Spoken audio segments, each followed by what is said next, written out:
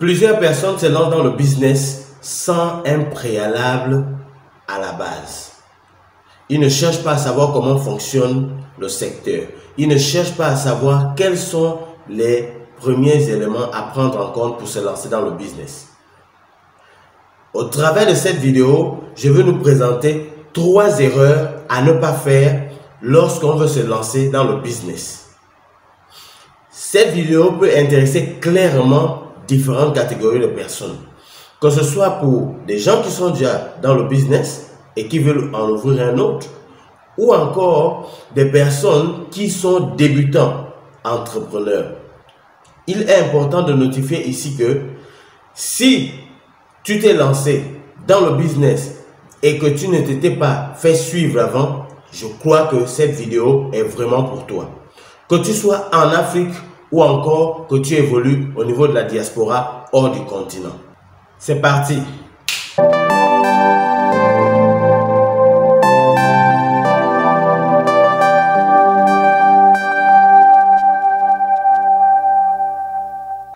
Bonjour la famille et bienvenue sur Afrique Business et Conseil, la chaîne qui accompagne le développement du continent.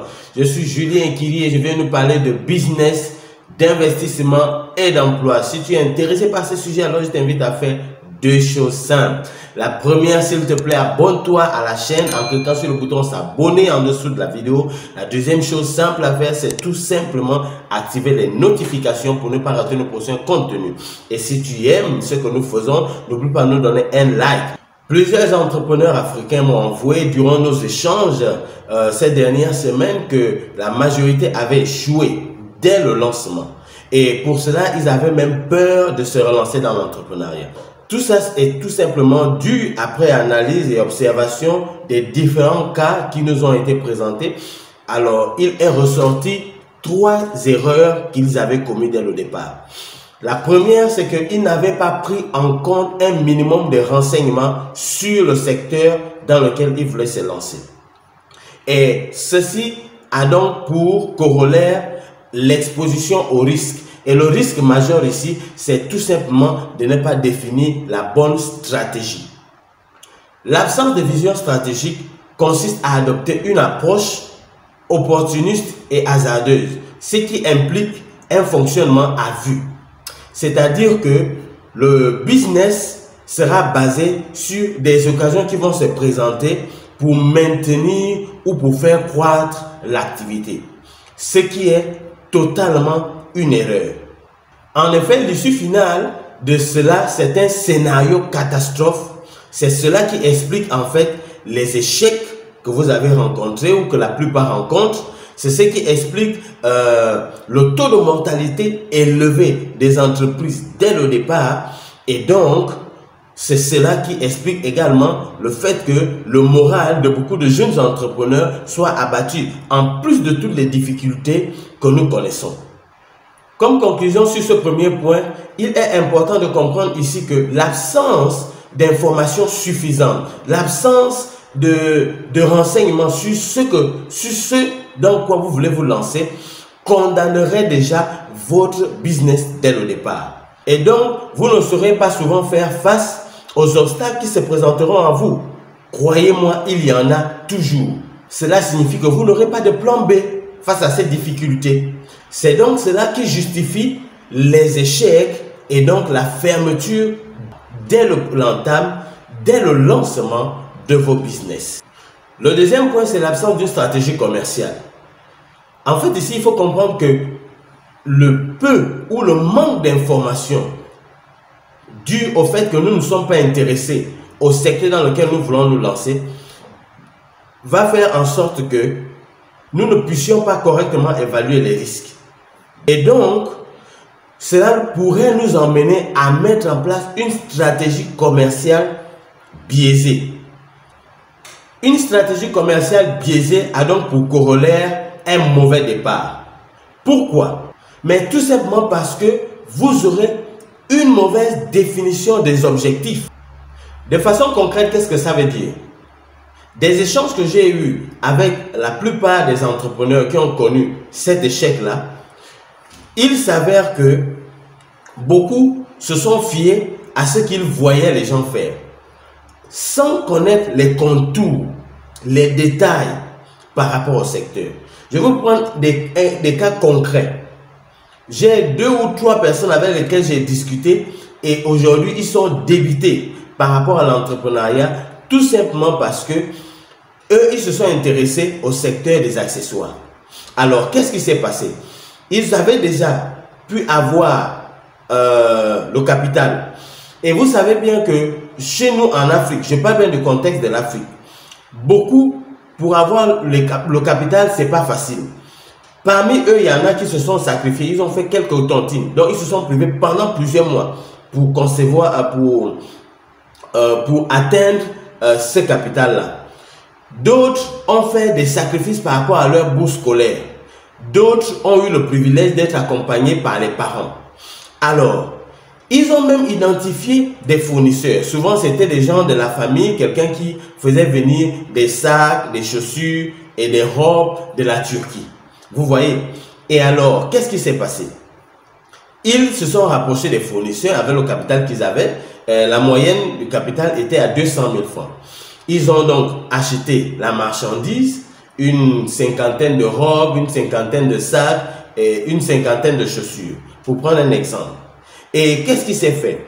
Beaucoup ils sont arrivés sur le marché, ils se sont dit, bon, comme je vois le fournisseur, je vois les autres, quand ils arrivent, ils donnent à crédit. Parce que ce qu'il faut comprendre, c'est que nous, généralement, les gens n'ont pas assez de capital pour payer ou assez de finances pour payer un produit du coup. D'accord? C'est pas tout le monde qui a cette opportunité-là. Donc, ce qu'ils font, c'est qu'il y a beaucoup, on vend à crédit. On vend à crédit. Et l'erreur que la plupart, que quasiment tous ont commis, c'est que ils ont donné la marchandise à crédit à 100% à tout le monde. Du coup, ils sont restés premièrement sans marchandise, mais ils n'ont même pas eu des premières entrées. Du coup, lorsqu'ils devaient maintenant chercher à récupérer l'argent à la fin du mois, mais l'argent commençait à arriver de goutte en goutte, goutte à goutte, goutte à goutte. Et ça ne leur a pas permis de pouvoir se relancer. Et jusqu'aujourd'hui, il y a beaucoup, ça fait plus de 4 ans, ils n'ont même pas pu récupérer ne fût-ce que 1 centime de leur investissement. Vous comprenez que tout ça, c'est dû au fait qu'on a les appréhensions du fait que c'est facile quand on voit l'autre faire, mais on ne sait pas les mécanismes qui régissent le business. C'est pour ça qu'il faut se renseigner sur le business. Il faut se renseigner sur les détails du business. Il faut se renseigner sur comment fonctionne le business. Je vous en supplie, allez télécharger le livre que j'ai écrit pour vous, qui s'intitule « Les 7 clés pour réussir dans l'entrepreneuriat ». C'est très important parce que cela va vous donner un bon état d'esprit déjà pour vous lancer. Ça vous donne les bases pour vous lancer. Et pour ceux qui se sont lancés sans avoir ces bases-là, ils ont connu plein d'erreurs, ils ont connu plein de difficultés. Cela pourra vous permettre de vous rendre compte de ce que vous avez fait comme erreur ou pas. Le lien est sous la vidéo, bien évidemment. La troisième erreur à ne pas commettre ici, c'est abandonner suite à nos échecs. En fait, dans le business, dans l'entrepreneuriat, les échecs ne sont pas une fatalité. Vous comprenez? Au contraire, l'échec est un moyen pour mieux rebondir. Ça ne veut pas dire qu'on doit toujours commettre des échecs pour mieux rebondir. Non, ce n'est pas ce que je suis en train de dire ici. Mais ce que je suis en train de dire, c'est que si nous avons eu des échecs suite à nos mauvais choix, aujourd'hui, cela doit nous amener à aller de l'avant. Il faut donc partir sur la base de ces échecs pour mieux grandir. Pourquoi je vous dis cela? Parce que tout simplement en entrepreneuriat, il n'y a pas d'échec. Ce qu'il y a, c'est des opportunités d'apprentissage. Vous comprenez? Je vais vous citer l'homme le plus riche du monde, donc le propriétaire d'Amazon, Jeff Bezos. Il dit ceci: s'il n'avait pas connu le nombre d'échecs qu'il avait eu dans la plupart des produits qu'il avait lancés dans le passé, certainement Amazon ne serait pas ce qu'il est aujourd'hui. C'est pour vous faire comprendre ici que même les plus grands, même le top des hommes les plus influents dans le business ont connu des échecs. Et l'attitude donc qu'ils ont, c'est une attitude, c'est un état d'esprit de gagnant. C'est pour cela que je vous encourage encore. Allez lire le livre que j'ai écrit pour vous, intitulé Les 7 clés pour se lancer dans l'entrepreneuriat. Là-bas dedans, vous allez voir comment vous construire un mindset de businessman, un mindset de businesswoman. Vous allez voir comment être aguerri, avoir cet état d'esprit de gagnant, de champion pour aller de l'avant. C'est indispensable pour réussir dans les affaires. Il est donc important de comprendre qu'on ne se lance pas pour se lancer dans le business. Je vais encourager vraiment les frères qui veulent se lancer dans le business. Ce n'est pas mauvais de se lancer, vous comprenez? Au contraire, nous vous encourageons même à vous lancer dans le business. Mais il faut se lancer et bien se lancer. Je m'explique. Vous avez appris aujourd'hui que beaucoup ont connu des erreurs. Et là, je ne vous parle pas d'une personne. D'accord? Vous vous rendez compte qu'en une semaine, il y a 3, 4, 5, 6 personnes qui m'ont contacté pour me dire que ah oui, c'est bien, j'ai vu que tu parles d'entrepreneuriat, tu encourages les gens à se lancer dans l'entrepreneuriat, mais moi j'ai ce problème que dès le départ je m'étais lancé et j'ai eu des échecs. Depuis ce jour-là, j'ai peur de me lancer. Pour ne pas tomber dans cela, d'accord, les frères et les sœurs qui ont connu cela, c'est tout simplement parce que peut-être ils n'avaient pas de gens auprès desquels apprendre, ou encore qu'ils n'avaient pas adopté une approche pour apprendre. Il est important d'apprendre. C'est pour ça que quand on se lance dans le business, il faut se faire accompagner. Afrique Business est là pour nous accompagner. Pour ceux qui veulent se lancer dans le business, pour ne pas tomber dans les mêmes erreurs que les autres, tu n'es pas obligé de vivre les mêmes échecs que les autres ont vécu aujourd'hui. Parce que tu as l'opportunité d'avoir ce message. Parce que tu as l'opportunité de savoir aujourd'hui qu'il y a des personnes qui sont là pour t'accompagner jour après jour à construire ton business. Et l'autre chose, c'est qu'il faut se faire former. On ne peut pas réussir dans le business sans avoir cette mentalité de se faire former. Parce que si tu t'es lancé seul, c'est une bonne chose. Vous voyez, il y a beaucoup. Ce que j'ai envie de dire ici, c'est qu'il y a beaucoup qui, ce qu'ils ont eu en 10 ans, ils auraient pu l'avoir en 1 an ou 2 ans. Mais vous voyez qu'ils ont dû perdre 8 ans. Tout simplement parce qu'ils ont négligé les choses. Généralement, en Afrique, quand tu discutes avec les gens ne sont pas souvent très prêts. Les gens ne sont pas souvent prêts à payer pour une formation. Les gens ne sont pas souvent prêts à investir pour participer à un atelier, à une conférence, à un séminaire. C'est des erreurs. C'est des erreurs à ne pas commettre. Je nous encourage tous. Lorsque vous entendez, vous voulez vous lancer dans le business, ne dites pas que ça, c'est pas par rapport à moi, c'est pas le secteur dans lequel je veux me lancer. Non. Non, on organise une conférence et moi je félicite vraiment les sœurs pour cela. La majorité des sœurs, c'est pas que je néglige les frères, il y a beaucoup de frères qui suivent vraiment, mais la majorité des sœurs ont compris cela. Ils ont beaucoup de groupes de femmes, même dans les églises, aujourd'hui dans le business, ils ont beaucoup de groupes, ils suivent beaucoup d'autres femmes quand ils leur parlent de ces choses-là. Ou encore du moins quand ils leur parlent des choses des femmes. Ils les suivent beaucoup, c'est une bonne attitude. Il faut suivre et après il faut faire le tri. Vous comprenez? Il faut toujours faire le tri des informations. Il faut s'instruire. Si tu n'es pas instruit dans ce que tu veux faire, tu ne pourras pas réussir. Il y a un atelier dans la ville. Vas-y, participe.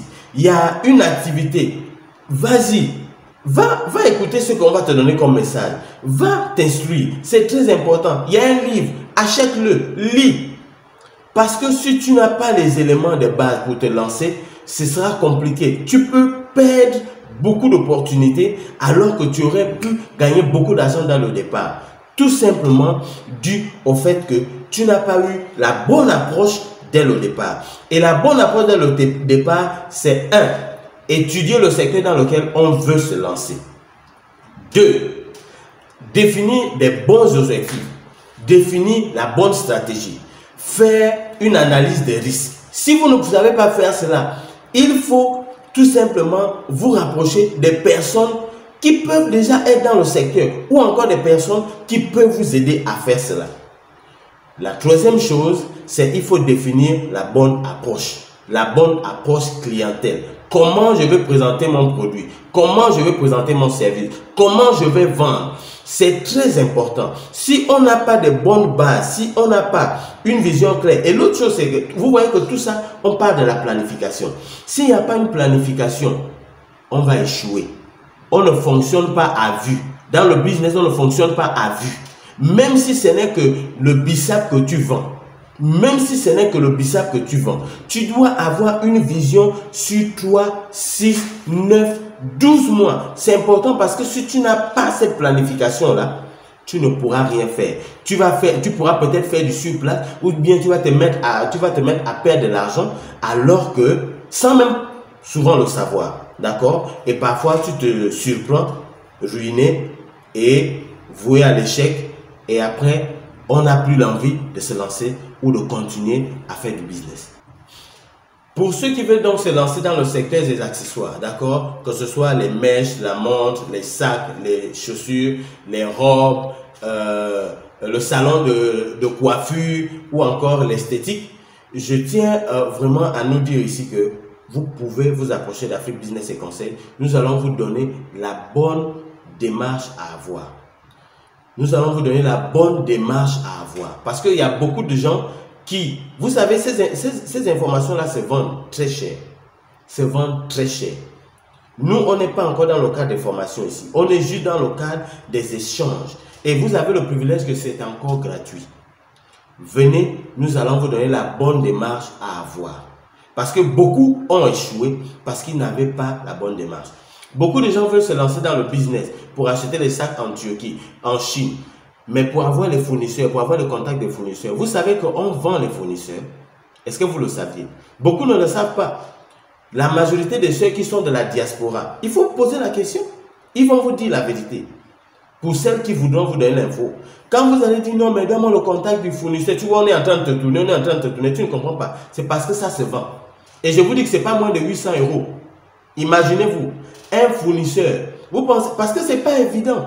Vous savez les sacrifices que la personne a fait pour avoir le contact de ce fournisseur. Beaucoup, quand on est en Afrique, on pense que tout est facile. Non, ce n'est pas facile. Hein? Rien n'est gratuit. Vous allez voir que même le business, quand on vous dit l'ancien business avec 0 franc là, vous allez vous rendre compte que en fait, c'est pas 0 franc. Parce qu'il faut que tu t'investisses toi-même du temps, il faut que tu développes des idées. Peut-être si tu as un laptop, il faut donc que tu développes des choses.